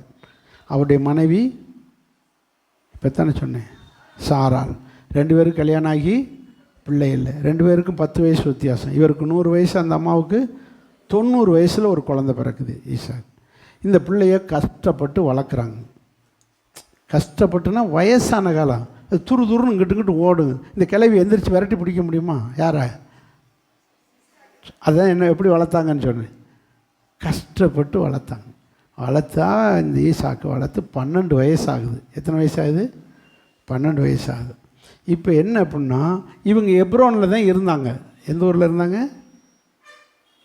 எப்ரோனில் இருந்தாங்க. நான் சொல்கிறேன், நல்லா கவனிச்சுக்கிட்டே வாங்க. எப்ரோனில் இருந்தாங்க. இந்த ஈசாக்கு பிறக்கிறதுக்கு முன்னாடி ஆபிரகாமுக்கு ஒரு பிள்ளை பிறந்துச்சு, இஸ்மவேல். யார்? இஸ்மவேல். இந்த இஸ்மவேல் யாருக்கு பிறந்தது? ஆகாருக்கு பிறந்தா. யாருக்கு? ஆகாருக்கு பிறந்தா. ஆகார் யார்? சாராளுடைய வேலைக்காரி. எகிப்திய பெண். இந்த வேலைக்காரிக்கு தான் இந்த இஸ்மவேல் பிறந்தான். அது ஒரு பெரிய தியாக செம்மல். யார்? சாராள். உண்மையே சாராள். அவள் தான் தன் புருஷனுக்கு குழந்தை இல்லை, நமக்கு மூலம் தான் குழந்தை பிறக்க மாட்டேங்குது, நம்ம கற்பப்படி அடைச்சிருக்கு, நம்ம தான் பிள்ளை இல்லை, நம்ம வேலைக்காரியவாவது நம்ம புருஷனுக்கு 2ஆம் தரமாக கட்டி வைப்போம்னு சொல்லி மனப்பூர்வமாக மேடையெல்லாம் அலங்காரித்து தாலியெல்லாம் எடுத்து புருஷன் கையில் இந்த அம்மா தான் கொடுக்குது. யார்? ஆபிரகாம் கையில் தாலியை கொடுத்து என் வேலைக்காரிக்கு நீனே கட்டுன்னு சொல்லி. அப்போ கூட தாலியை வாங்கிட்டு சாரால் மூஞ்சியை பார்க்குறான். என்ன செய்ய, பிள்ளை இல்லை, கட்டு. யார் சொல்கிறா? அப்போ வேகமாக கட்டிட்டு ஃபஸ்ட் நைட் போகிறாங்க. அங்கே போனால் குழந்தை உண்டாயிருச்சு. யாருக்கு? சாராளுக்கு, ஆகாருக்கு. இப்போ ஆகார் ஒரு குழந்தைய பெற்றா. குழந்தை பிறந்த உடனே ஆபிரகாமுக்கு என்ன இருக்குது? சந்தோஷம் தாங்க முடியலை. சாராலும் தூக்கி வச்சுக்கிறா, அவளும் தூக்கி எல்லாம் வளர்க்குறாங்க. வளர வளர வளர ஆகார் சாரால் என்ன செய்ய மாட்டேன்றா, மதிக்க மாட்டேன்றா. மதிக்காமல் இது பண்ணுறதை பார்க்க பார்க்க, ஏன்னா இந்த ஆள் ரொம்ப அன்பு யார் பக்கம் போகுது? ஆகார் பக்கம் அன்பு போகுது. புருஷனுடைய அன்பு ஆகாரை நேசிக்க நேசிக்க சாராளுக்கு புளியை கரைக்குது. ஐயையோ, நம்ம வீட்டுக்காரரு இப்படி பண்ணுறாரே, நம்ம பெரிய தப்பு பண்ணிவிட்டோமே, இந்த மனுஷனை மொட்டையாகவே காய போட்டிருக்கணும், இப்படி பண்ணிவிட்டோமே சொல்லி ரொம்ப கோவம் வருது. அப்போதான் ஒரு இக்கட்டான, அப்போதான் ஒரு சண்டை போட்டு எடுத்து, நீர் முதல்ல இந்த வேலைக்காரியை வீட்டை விட்டு துரத்துறியா, என்ன சொல்கிற நீன்னு கேட்ட. பொண்டாட்டி புருஷனுக்கு சாராளுக்கு ஆபரம் சண்டை வந்து, ஏம்மா எப்படிம்மா அனுப்பிச்சுற, நமக்கு ஒரு பிள்ளை பிறந்திருக்கு, நான் வேணுமா, முடிவை சொல்ல சீக்கிரம், முடிவை சொல்ல சீக்கிரம். ஆபிரகாம் மன விருப்பம் இல்லாமல் ஆகார்ட்ட சொல்ல, நீ பிள்ளைய தூக்கிட்டு போமான்னு சொல்லி அப்படியே எப்ரோன்லேருந்து தூக்கிட்டு போய்கிட்டே இருக்கா. வனாந்தரம், யூதேயா வனாந்தரம், அப்படியே ஒரு பெயர் சபா வனாந்தரம். என்ன ஊர் வருது? அதான் இஸ்ரேல் நாட்டினுடைய கடைசி பகுதி பெயர் சபா. அந்த பெயர் சபாவினுடையதானே தாண்டினோடனே பெயர் சபா வனாந்தரம் வருது. அந்த வனாந்தரத்தில் போய் இருக்கான். அதை தாண்டியாச்சுன்னா அப்படியே எகிப்து வந்துடும். இந்த பக்கம் போனால் அரபு வனாந்தரம் வந்துடும். அப்போ அவள் என்ன செய்யறா, போக மனசு இல்லாமல் அந்த பெயர் சபா வனாந்தரத்தில் நிற்கிறான். இப்போ இவருக்கு பிள்ளைய பார்க்கணுன்னு ஆசை. யாருக்கு? ஆபிரகாமுக்கு பிள்ளைய. ஏன்னா இப்போ வேறு பிள்ளை இல்லையே, பிள்ளை ஒன்று மூத்தவனை பார்க்கணும், பிள்ளைய பார்க்கணும், யாருக்குமே ஆசை இருக்கும்ல. அப்போ இவர் என்ன செஞ்சார், நைஸாக, ஏம்மா இங்கிட்டு நம்ம ஊர் பக்கம் மழை தண்ணி இல்லாமல் இருக்குது, ரொம்ப இதாக இருக்குது, நம்ம எல்லாத்தையும் வீடை அங்கே மாற்றிடுவோம், வீடை எங்கே ஷிஃப்ட் பண்ணிடுவோம் அப்படின்னு இவர் எல்லாத்தையும் சாரால் கூப்பிட்டுக்கிட்டு ஷிஃப்ட் பண்ணி போகிறாரு. ஷிஃப்ட் பண்ணி போனால் அங்கே போனால் பெயர் சபாலே உட்காந்துக்கிட்டார். எங்கே உட்கார்றாரு? பெயர் சபா. ஆகார் எங்கே இருக்கான்? பெயர் சபா வனாந்தரத்தில் குடியிருக்கா, கூடாரம் போட்டு. ஏன்னா இவர் கண் பார்வையிலே இருக்கார். அவளுக்கு அந்த குழந்தைக்கு ஒன்றும் வந்துடக்கூடாது, அவளுக்கு ஒன்றும் வந்துடக்கூடாது. கண்காணிப்பு வேலைக்காரன்ட்ட பூரா சொல்லி வச்சுட்டாரு, அவளை கவனிச்சுக்காங்க, அவள் நம்ம ஆள், அவளுக்கு எதுவும் வந்துடக்கூடாது, அவளுக்கு என்னன்னு சொல்லி ஃபுல் செட்டிங்கோடு உட்கார வச்சுக்கிட்டு இருக்கான். யார்? ஆனால் இந்த கூத்து யாருக்கு தெரியாது? கிழவிக்கு தெரியாது. சாராளுக்கு இந்த கதையே தெரியாது. இது கூடாரத்தில் கடந்துக்கிட்டு இருக்கு. இப்போ ஒரு குழந்தை பிறக்குது. யாருக்கு பிறக்குது? அவன் தான் ஈசாக்குன்னு பேர் வச்சு அவனும் வளர்ந்து வரான். வயசு 12 ஆயிடுச்சு. யாருக்கு? இது முழு மூச்சாக இந்த பிள்ளைகளோட கவனம் செலுத்திட்டு உட்காந்துக்கிட்டு இருக்கு ஈசாக்கோட. இப்போ பாருங்கள், நம்ம ஆண்டவருடைய திருவிளையாடலை. யார்? ஏசப்பா வருவார். ஆபிரகாம்கிட்ட சொல்கிறார், உன் மகனாக்கி ஈசாக்கு எனக்கு என்ன செய்வாயாக? பலி செலுத்துவாய். ஐயோ, இது சாராள்கிட்ட சொன்னால் கொதிச்சிருவாளே, என்ன பண்ணணும்னு தெரில. நீ உன் மகனை கொண்டு வந்து என்ன செய்ய? எங்கே ஆண்டவரை பழி சொல்லு, நான் உனக்கு ஒரு இடத்த காட்டுவேன், நீ வா. எங்கே காட்டுறாருன்னா எருசலேமில் கொண்டு காட்டுறாரு. எங்கே? எருசலேம், மோரியா மலை. பெயர் சபாவில் இருந்து 3 நாள் பிரயாணம் பண்ணணும். தெற்கே இருந்து போகணும், மத்தியில் 3 நாள் பிரயாணம். அப்போ இப்படி பக்கத்துலனா போயிட்டு வந்துடலாம். இது என்ன இப்படி ஒத்த பிள்ளைய பழி சொல்லுது? அவளே தவம் இருந்து பெற்று வச்சுருக்கா, இதை கொண்டு பழி செலுத்த சொல்கிறாரு. என்ன செய்யணும்? ஆபிரகாமுக்கு புளியை கரைக்கிது. சும்மாவே ஆகாரோட போட்டிக்கு நிற்பாளே. ஆண்டவரே, நான் இப்போ எந்த பிள்ளையை பழி செலுத்த? அவன்தாப்பா ஈசாக்கு தான். ஈசாக்கா இஸ்மவேலா? கொஞ்சம் நல்லா சொல்லுங்கள். ஈசாக்கு தான். அவரை சாரால் முகத்தை பார்க்குறான். ஐயோ கோக்காரியாச்சே, இவளை எப்படி சமாளிப்பேன்னு அவள்கிட்ட சொல்லாமல் நல்லா தூங்கி கிடக்கிற நேரம் பார்த்து விடிய காலை 4 மணிக்கு ஈசாக்கை தூக்கி கழுதையில் வச்சுக்கிட்டு சேனத்தை எடுத்து வச்சுக்கிட்டு எல்லாத்தையும் கொட்டிக்கிட்டு நைஸாக விட்டிஞ்சு எந்திரிச்சு வர்றதுக்குள்ளே அவள் பிள்ளையை தேடுறதுக்குள்ளே இவர் வண்டி பறந்துருச்சு. அதிகாலையிலே பறந்துருச்சு, மதுரையை தாண்டிடுச்சு. அவ்வளோதான், அவ்வளோ தூரத்தில் போயிடுச்சு வண்டி போயிடுச்சு. அங்கே கொண்டு பழி செலுத்த போகிறாரு. மோரியா மலைக்கு போயிட்டார். 3 நாள் இந்த பொம்பளை காலையிலேருந்து தேடுறா. யார்? என் ஃபோனாக இருக்குது, நான் அங்கே போய்கிட்டு இருக்கேன், அப்புறம் வரேன். ஒன்றும் ஃபோனும் கிடையாது, சொல்கிறதுக்கு வழி இல்லை, யார்கிட்ட சொல்கிறது இல்லை. இந்த அம்மா 3 நாளாக பருத வச்சுக்கிட்டு இருக்கு. யார்? எங்கள் வீட்டுக்காரரையும் காணோம், பிள்ளைங்க. இந்த சண்டாளி அந்த ஆகார் தான் இழுத்துட்டு போயிட்டா. யார் அப்படின்னு நினச்சி அங்கங்கே வேலைக்காரனை விட்டு தேடுறான். அங்கே போனால் அங்கே இல்லை, ஆகார் மட்டும்தான் இருக்கா, இஸ்மாவேல் தான் இருக்காங்க. இங்கேயும் வரலையுமா, எங்கே போயிருப்பான் அந்த கிழட்டு பையன்? அவர் அங்கே கொண்டு போய்க்கு. அங்கே போனால் உங்களுக்கு எல்லாம் தெரியும். கையும் காலையும் கட்டி என்ன செய்ய போகிறாரு? பழி செலுத்த போகிறாரு. பழி செலுத்துமா ஆண்டவர் கூட்டு செஞ்சிடாத அப்படின்னு சொல்லி கடைசியில் பழிச்சிடு. இந்த கூத்தை எல்லாம் பார்த்துக்கிட்டே இருந்தேன். 12 வயசு பையன் பற்றியெல்லாம் விவரம் தெரிஞ்சிருச்சு. அழுதுகிறான். நம்மளை கொஞ்சம் அப்பாவை நம்பி வந்தது தப்பாக போச்சு, நம்ம அப்பாவே நம்மளை கொள்றாருடான்னு சொல்லி அன்னைக்கு வெறுத்தான் ஆபிரகாமை. யார்? ஈசாக்கு. வெறுத்தான். இன்னுமே அப்பா எங்கே கூப்பிட்டாலும் என்ன செய்யக்கூடாது, போகவே கூடாது அப்படின்னு சொல்லி நைஸாக அப்பா எப்படியாவது என்னை கொண்டு அம்மாட்ட விட்டுருப்பா, என்னை அம்மாட்ட விட்டுருப்பான்றான்.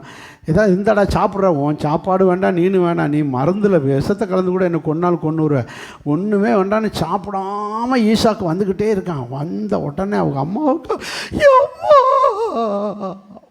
கட்டி புட்டுச்சு உருள்றான். அவன் அம்மா அப்படி என்னடா நான் அப்பா என்னை அருவாலை எடுத்து விட்டு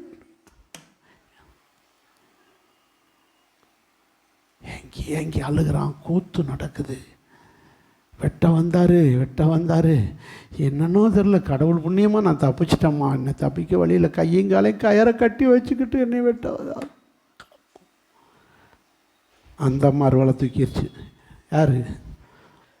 அந்த அம்மா அருவாலை தூக்கிட்டு எப்படி என் பிள்ளை என்னகிட்ட கேட்காம கூட்டி கொண்டு போய் நீ வெட்டுவேன்?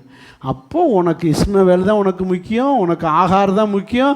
அவன் மேலே உள்ளவன் பிரியத்தில் என்னையும் என் பிள்ளையும். அன்னைக்கு சண்டை ஆரம்பித்தது. இன்னுமே இந்த பெயர் சபாவில் உன் கூட நான் குடியிருக்கவே மாட்டேன். எடுறா பொட்டியை கட்டுறா, நம்ம ஜாமானை பூரா எடுறான்னு சொல்லி மகனும் எடுத்துக்கிட்டு வாசிங்க 24 அதிகாரம் 23 அதிகாரத்தில் 19 வசனத்தில் பாருங்கள்.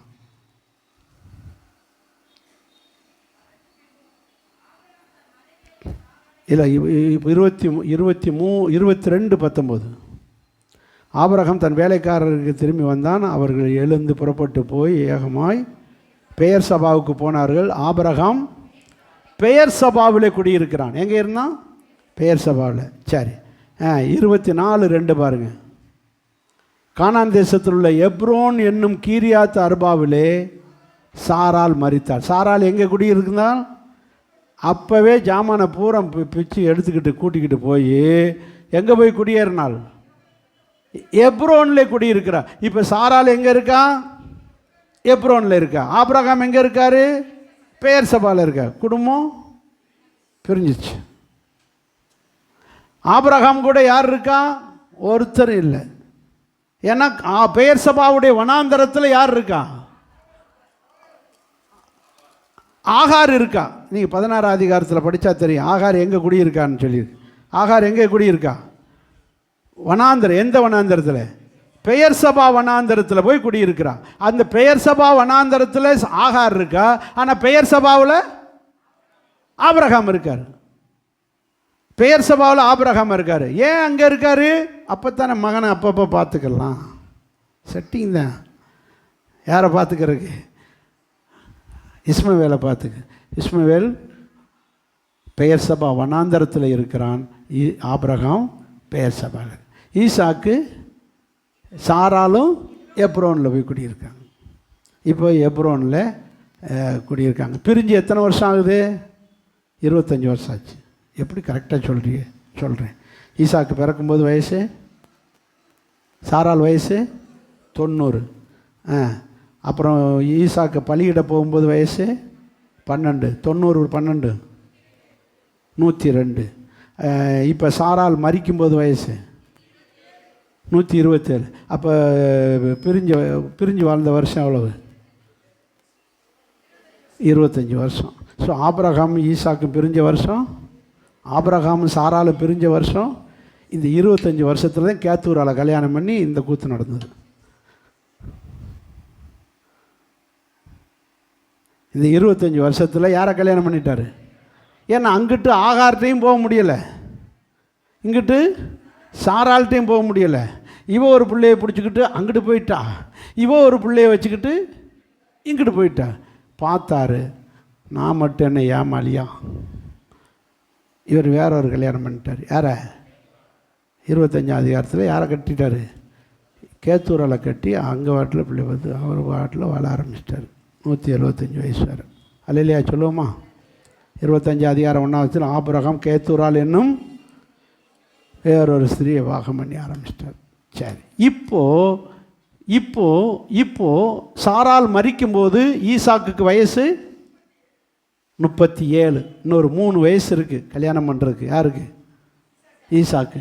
இப்போது வாடா அப்பா கூட இருறா, உனக்கு நான் பொண்ணுலாம் பார்த்து கல்யாணம் பண்ணி வைக்கிறேன்னு ஆபிரகாம் ஈசாக்கை கூப்பிட்றாரு. எப்பா சாமி, உன் கூட இனிமேல் எங்கேயாவது வருவேன் நான் இன்றைக்கி? என்னை 12 வயசுலேயே அருவாளை வச்சு வெட்ட வந்திய, இப்போ நீ எங்கள் அம்மா இல்லாத போது என்ன பண்ணுவேன்? நான் வரல சாமி, எங்கள் அம்மா இருந்த கூடாரத்தில் இருந்து என் காலத்தை கழிச்சிக்கிறேன்னு ஹெப்ரோனில் இருந்துக்கிட்டான். யார்? ஈசாக்கு. வயசு ஆகுது பிள்ளைக்கு, 40 வயசு ஆக போகுதே, எப்படியா பொண்ணு பார்த்து கட்டி வைக்கணுமே, நான் பொண்ணு பார்த்தா நம்ப மாட்டானே, கட்ட மாட்டானே, என்ன செய்யன்னு சொல்லி இப்போ ஆபிரகாம் தன்னுடைய வேலைக்காரனாகிய எலியேசரில் பொண்ணு பார்க்குற பொறுப்பை ஒப்படைச்சார். இப்போ தான் எலியேசர் நேர எப்ரோனுக்கு வர்றாரு. எங்கேருந்து?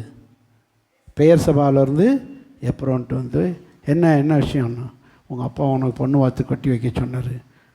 உங்களை வேணால் நம்புகிறேன், எங்கள் அப்பாவை மட்டும் இந்த பக்கம் கூட்டிகிட்டு வந்துடாதீங்க. சரி, எப்படி பொண்ணு வேணும்? சவப்பாக இருக்கணும், சுண்டுனா ரத்தம் வரணும். அப்போ குஷ்டரோகி தான் கிடைக்கும். சுண்டுனா என்ன, தொட்டாலே என்ன கிடைக்கும்? ரத்தம் வரணும். அப்படியே கேட்டான் ஈசாக்கு. அவன் குணசாலியானோ? ஒன்று வேணாம், எங்கள் அம்மா மாதிரி ஒரு குணசாலியை பொண்ணாக இருந்தாவே போதும். சரி, அப்போ வாங்க போவோம் பொண்ணு பார்க்குறது. நான் வரல, எங்கள் அம்மா ஊரை விட்டு எங்கேயுமே வரமாட்டேன், எங்கள் அம்மா இந்த ஊரை விட்டு வரமாட்டேன். நீங்கள் போய் பார்த்து கூட்டிகிட்டு வாங்க, நான் நல்லா இருந்தால் நான் கட்டிக்கிறேன். நான் நீங்களே பார்த்து முடிவெடுங்க, உங்களுக்கு தான் தெரியும்ல அப்படின்னு நம்பி அனுப்பி வைக்கிறான். யாரை?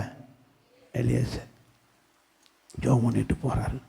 போன இடத்துல அவங்க சொந்தக்காரங்களாம் இருக்கிற ஒரு எப்ரோன், இது ஆரானுக்கு வர்றாரு. அங்கே ஒரு கிணறு இருக்குது. கிணத்துக்கிட்ட 10 பேர் கூப்பிட்டு போயிருக்காரு. எத்தனை பேர்? 10 ஒட்டகத்தில் போயிருக்காரு இந்த எலியேசர். 10 ஒட்டகத்தோடு போய் நிப்பாட்டிக்கிட்டு இப்போ சொல்கிறாரு, இந்த கிணத்துக்கு எப்படியும் பொம்பளையே தண்ணி எடுக்க வருவாளுங்க, அதில் ஒன்றை எப்படியாவது நம்ம முதலாளிக்கு எஜமானுடைய மகனுக்கு செட் பண்ணிடணும். பிள்ளையார் மாதிரி உட்காந்துக்கிட்டு இருக்காரு. புரியலையா? இந்து குடும்பத்தில் தானே வந்தியே. பிள்ளையார் என்ன வேலை பார்க்குறாரு? குளத்தங்கரையிலையும் ஆத்தங்கரையிலையும் உட்காந்துக்கிட்டு இருக்கார். எதுக்கு? எங்கள் அம்மா மாதிரி ஒரு பொம்பளை வரும், நம்ம கட்டிக்கணும்னு. இந்த மூஞ்சிக்கு வருமா? இது பிள்ளையார் செலவு எங்கே இருக்குது? குளத்தங்கரையிலையும் ஆத்தங்கரையில். அது மாதிரி உட்காந்துக்கிட்டு இருக்கார். யார் வருவாங்கன்னு? இந்த கிணத்துக்கு ஏதாவது ஒரு பொம்பளை வரும், நம்ம எஜமான இருக்கணும். அந்த நேரம் நம்ம அம்மா யார்? சாராள் குடத்தை தூக்கிட்டு கிடுக்குன்னு ஆடிக்கிட்டு ஃப்ரெண்ட்ஸுகளோடு வர்றான். யார்? சாராள் ரெபேக்கா வர்றான். ரெபேக்காவில் கண்ட உடனே இவர் எலியேசருக்கு ரொம்ப ஒரே ஒரு வார்த்தை தான் சொன்னார். என்ன சொன்னார்? அங்கே உள்ள கிணறு, துறவுன்னு சொல்லியிருக்கு. என்ன சொல்லியிருக்கு? துறவு கிணறு. அந்த கிணத்துல இப்படி இறைக்கிற கிணறு தான் நம்ம ஊரில் இருக்குது. அவங்க ஊர்லாம் படிப்படியாக உள்ளே போய் அள்ளிட்டு வரணும் கிணத்துக்குள்ள. இப்போ கஷ்டப்பட்டு போய் ஒரு குடத்தில் தண்ணி எடுத்துக்கிட்டு வெளியே மாதிரி கரையேறி வந்த உடனே எலியேசர் போய் கேட்குறாரு. இப்போ வாசிங்க 24:14. நான் குடிக்க உன் குடத்தை. அப்போ குடம் இடுப்பில் இருக்குது. எங்கே இருக்குது? இடுப்பில் இருக்குது. கொஞ்சம் சாய்ச்சி ஊற்றுங்கன்ற, குடிக்க கொஞ்சம் சாய்ங்கன்ற.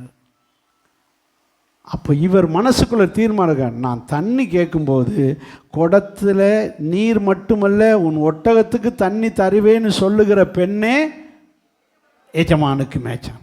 அப்போ இந்த அம்மா என்ன செய்யுது, குடிங்கய்யா, எந்த ஊருக்காரரோ தெரியல, வெளியூருக்காரங்களா தெரியுது, குடிங்கய்யா அப்படின்னு தண்ணி கஷ்டப்பட்டு கிணத்துக்குள்ள போய் இறங்கிட்டு வந்த. நானாக இருந்தால், ரெபேக்காலாக இருந்தால், நீங்கள்னா என்ன சொல்லிப்பேன், குடம் இந்த அருக்கு போய் இறங்கி எள்ளிட்டு வந்து குடிச்சுக்க, இதைத்தானே சொல்லுவோம். நானும் குடத்தை தரேன், போய் நீ இறங்கி. நான் என்ன கஷ்டப்பட்டு ஒரு பொம்பளை போய் இந்த கிணத்துக்களை இறங்கி தண்ணி கொண்டு வருவோம்மா, இவங்க மேலே நின்று கொஞ்சம் குடிக்க கேட்பா, அப்படி தான் சொல்லிடுவான். ஆனால் அவள் உனக்கும் தரேன், ஒரு ஒட்டகம் 10 குடம் தண்ணி குடிக்குமா, வந்திருக்கிறது 10 குடம், 10 ஒட்டகம் எத்தனை குடம், 100 குடம் தண்ணி எடுத்து ஊற்றுறா பாருங்க. யாருக்கு? உனக்கும் உன்னுடைய ஒட்டகங்களுக்கும் தண்ணி கொடுப்பேன் என்று சொல்லுகிறார். இந்த குணத்தை பார்த்த உடனே, நீர் தான் என் எஜமானுக்கு மனைவியாக வருவதற்கு சரியான நபர்னு சொல்லி அந்த உபசரிக்கிற குணம், அந்த உபசரிக்கிற குணம், கொஞ்சத்துலேயும் உண்மையாய் இருக்கிற குணம், உண்மையாய் கொடுத்தால் அதனுடைய விளைவு என்ன ஆயிடுச்சு தெரியுமா? இந்த கொஞ்சம் தண்ணி குடிக்க கொடுத்தா அந்த வீட்டுக்கு எஜமாட்டியாய் மாறினான். கர்த்தர் கொஞ்சத்திலே உண்மையாக இருந்தபடியால் அவ்வளோ பெரிய சொத்துக்களுக்கு, ஆபிரகாமுடைய சொத்துக்கள் முழுவதுக்கு யாராயிட்டான், எஜமாட்டி ஆயிட்டான். அல்லையா சொல்லுவோமா? எனக்கு அதை விட பிடிச்ச ஒரு பாயிண்ட் என்ன தெரியுமா, இவ எந்த ஒட்டகத்துக்கு தண்ணி கொடுத்தாலோ, அப்படி தானே, யாருக்கு தண்ணி வார்த்தால், ஒட்டகத்துக்கு தண்ணி வார்த்தோம். அதே ஒட்டகத்தில் அக்கா போகிறாங்க. இப்போ எங்கே? அதே ஒட்டகம் அவளை சுமந்துக்கிட்டு போகுது. எங்கே? எஜமானுடைய வீட்டுக்கு மருமகளாக அதே ஒட்டகத்தில் தான் போய்கிட்டு இருக்கா. அப்போ பாருங்க, எந்த ஒட்டகத்துக்கு தண்ணீர் கொடுத்தாலோ அதே ஒட்டகம் அவளை சுமந்து கொண்டு போன. எந்த ஆண்டவருக்கு, எந்த சபைக்கு காணிக்க வைக்கிறீர்களோ, எந்த சபைக்கு, அந்த சபை உங்களை கொண்டு போய் மணவாளன்ட்ட சேர்க்கும். ஆமேன். நம்முடைய மணவாளன் எங்கே இருக்கிறார்? இயேசு இருக்கிறார். அப்போ ஏன்னா வரும்போது சபையை எடுத்துக்கொள்ளுவார். இந்த சபையாகிய ஒட்டகத்துக்கு நீங்கள் காணிக்கை செலுத்தும் போது, சபைக்குன்னு காணிக்கைகளை செலுத்தும் போது, தண்ணீர் வார்க்கும் போது, இந்த சபை உங்களை கொண்டு போய் பரலோகம் சேர்க்கும். ஆமேன், ஆமேன். இப்படி கொஞ்சத்திலே நீங்கள் உண்மையாயிருந்தால் அநேக நன்மைகளுக்கு நீங்கள் பாத்திரமாவீர்கள். அநேக நன்மைகள் உங்களுக்கு சேரும். நம்ம எல்லாரும் எழுந்து நின்று